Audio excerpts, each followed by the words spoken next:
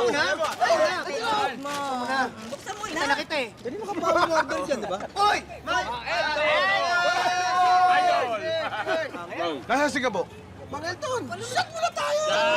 Kami ka muna!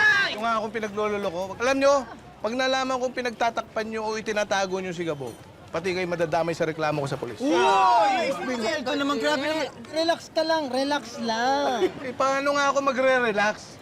Eh, malaki ang atraso sa akin ni Gabo. Mang Elton, hindi ka tatablahin ni Gabo. Sa katunayan na, ginawa niya ang lahat para mabawi yung motor.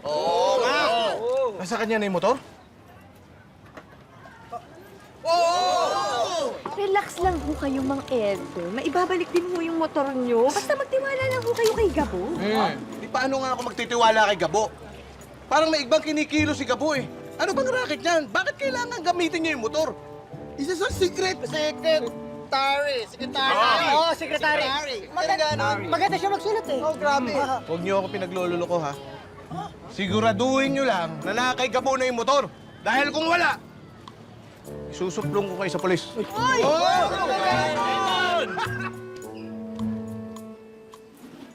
Para po kay patient Rudy Magtibay, yung pong nasa ICU pang-opera po. Ito po yung yung partial payment po. Sorry po. Kulang po ito para sa initial payment para po sa operation ni Rudy Magtibay.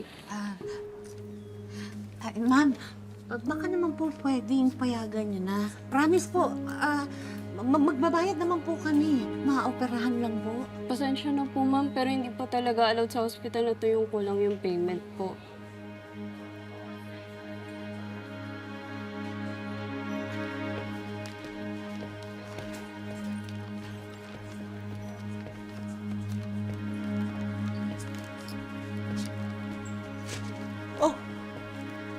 Bakit busang-lutang mukha mo? Napunta akong sa cashier. Babayad sana ako pampa-opera ni Rudy.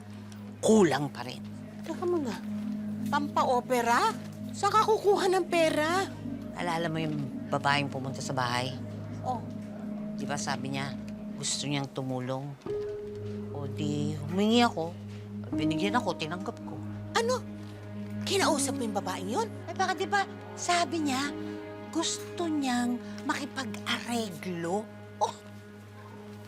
Hala, nakipag-areglo ka na nag-iisa ka?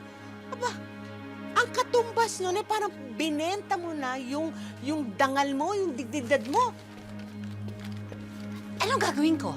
Aanin ko yung dangal at dignidad. Mamamatay na si Rudy. Kapag buhay na ang pinag-uusapan dito, walang kwenta na yung dangal at dignidad.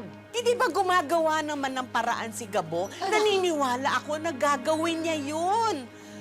Tama na. Alam kong hindi siya papayag na mawala si Rudy. Tama na. Sukong-suko na ako dyan kay Gabo. Sana lang ipahiya niya ako. Yun lang ang pinagdadasal ko. Sana mapahiya ako.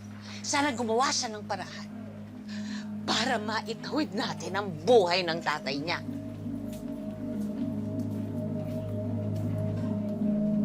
Gabo!